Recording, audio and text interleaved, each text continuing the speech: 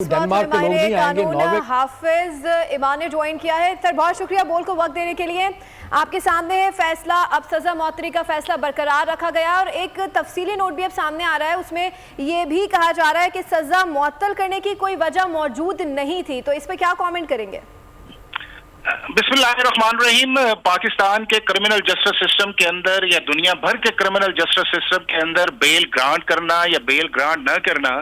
या suspension of sentence करना या सस्पेंशन ऑफ सेंटेंस न करना, ये कोर्ट की डिस्क्रिप्शन होती है और उसके ऊपर एक टेंटेटिव असेसमेंट जो है वो की जाती है। और जनरली जो है दोनों सिचुएशंस के अंदर जो है वो दो चीजें अगर आप साबित कर दें कि एक केस मेलाफाइडे है और दूसरा ये है कि अगर मेरा क्लाइंट्स जो है ये एक्यूज अगर जेल के अंदर है और उसका फर्स्ट स्टेज के अंदर ट्रायल जल्दी मुकम्मल के चांसेस नहीं है और सस्पेंशन ऑफ सेंटेंस के अंदर अगर उसे नीचे सजा हुई है तो उसके ऊपर उसकी जो मेन अपील है उसके लगने के चांसेस जो हैं वो कम है। तो उन सूरतों के अंदर अदालत जो है वो उन दोनों चीजों को बेल भी ग्रांट कर देती है और अगर सजाए और सस्पेंशन ऑफ सेंटेंस भी कर देती है, जिस तरह इस केस के अंदर आया है।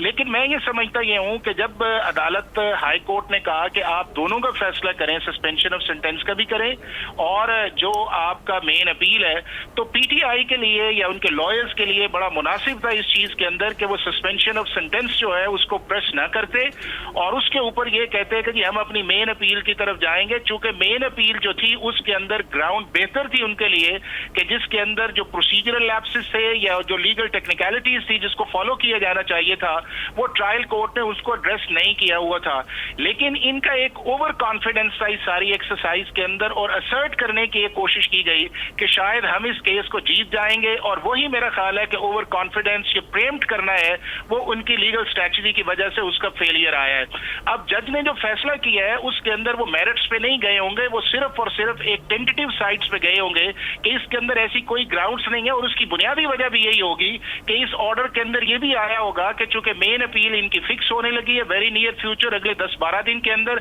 तो ये सारी चीजें उसके अंदर एड्रेस की जाएंगी। तो ये एक अच्छी अपॉर्चुनिटी थी। इसमें एक चीज बताइएगा एहसान साहब, इस जजमेंट की वजह एहसान साहब शाम बात कर रहे हो, ये बताइएगा अगर स्ट्रेटेजी ठीक आती तो मेरा ख्याल इससे अवॉइड किया जा सकता था।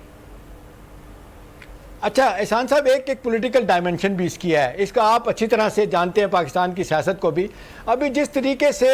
इस केस को अभी से आप देख लें, फिर जब फैसला आया तो मुखालफिन उनके अपना पीटीआई के लोग उनके खिलाफ शदीद तरीन रिएक्शन दे रहे हैं, सख्त बातें कर रहे हैं। आपको क्या लगता है कि अब अगली कोर्ट में जाएंगे तो फिर क्या होगा? और फिर सियासी तौर पे जो कहा जा रहा है कि अदालतें ज़मीनी हक़ाइक़ को भी देखती हैं, आइसोलेशन में फैसले नहीं करती, आपको क्या लगता है आइंदा आने वाले दिनों में इस केस के हवाले से और इस पार्टी के सियासी मामलात के हवाले से सूरत हाल की तरफ जाएगी?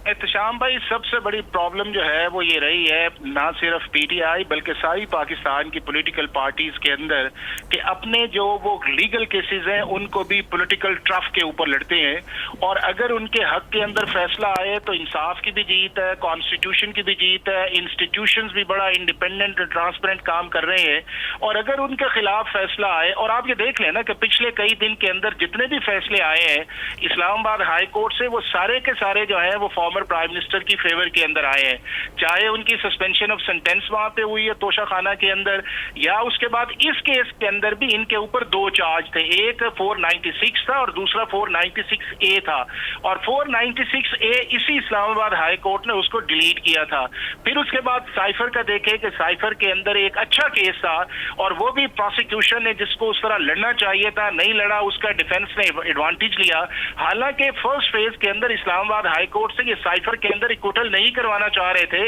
ये रिमांड करवाना चाह रहे थे, बट हाई कोर्ट ने एक फैसला किया और उसी चीफ जस्टिस को जिसके खिलाफ इन्होंने एक पूरी मीडिया कैंपेन की और उसको सारे प्रोसेस के अंदर जो है वो एक क्वेश्चन मार्क खड़ा किया, उसी चीफ जस्टिस के बेंच ने इनको उसके अंदर रिलीफ दिया। फिर इलेक्शन मैटर्स के अंदर देखें कि इलेक्शन कमीशन के ऑर्डर को भी उसी चीफ जस्टिस का बेंच जो है या खुद उसको वो सस्पेंड कर रहे हैं। तो मेरा ये ख्याल ये है कि इसके जो वतीरा इसका हमारी पॉलिटिकल पार्टीज का है इससे अवॉइड करना چاہیے. اور ابھی بھی جو ایک پھر سٹارٹ ہو گیا ہے کہ جس کے اندر اس ساری انصاف کا قتل ہے یا انصاف جو ہے وہ ہوا نہیں ہے. صرف ایک ایسی چیز ہے کہ جس کے اندر یہ ہے کہ آپ کی بیل انہوں نے نہیں لی, جو سمپل ورڈز کے اندر ہے, آپ کی مین اپیل اسی جج نے سننی ہے, تو آپ ویٹ کر لیں 10-12 دن اور اس کے بعد جا کے کر لیں. اور اب آپ دیکھیے گا کہ اگر اسی جج جو ہے ان کیس کو ایکوٹ کرتا ہے, جس کے اندر میں سمجھتا ہوں کہ برائٹ چانسز ہوں گے کہ ایز اپیل کے اندر ایک اچھا کیسز ہے, تو کیا پھر یہی وہ جج ہے کہ انصاف کی فتح جو ہے اس کا یہ مقدر اور سکندر یہی جج صاحب بنیں گے؟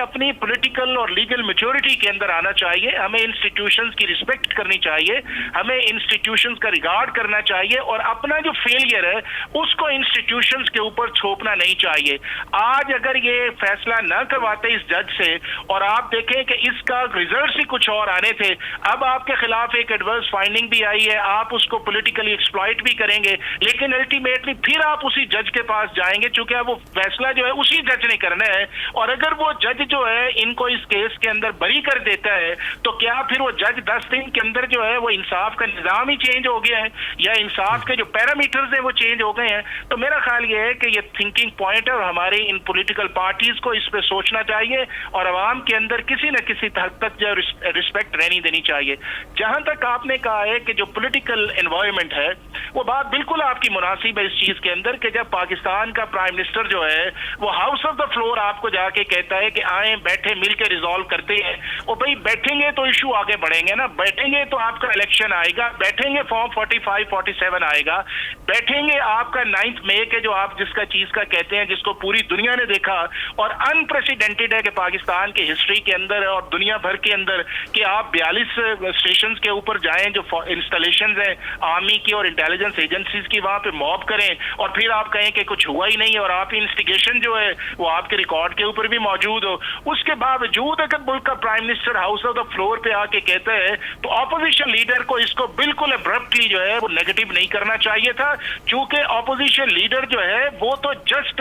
ایک فارمر پرائم منسٹر نے اپوائنٹ کیا ہوا ہے, انہی نے فیصلہ کرنا ہے کہ ہم نے کرنی ہے کہ نہیں ہے. ان کا کام یہ تھا کہ کل پرائم منسٹر کو کہتے کہ بالکل ہم اپنے لیڈر سے جا کے. حافظ احسان احمد ماہر قانون ہمارے ساتھ موجود ہے, آپ کا شکریہ. سینئر تجزیہ کار نذیر لغاری اور احتشام الحق بھی ہمارے ساتھ موجود ہے, آپ دونوں کا بھی بہت شکریہ. سبسکرائب کریں اور بیل دبائیں تاکہ کوئی خبر رہ نہ جائے.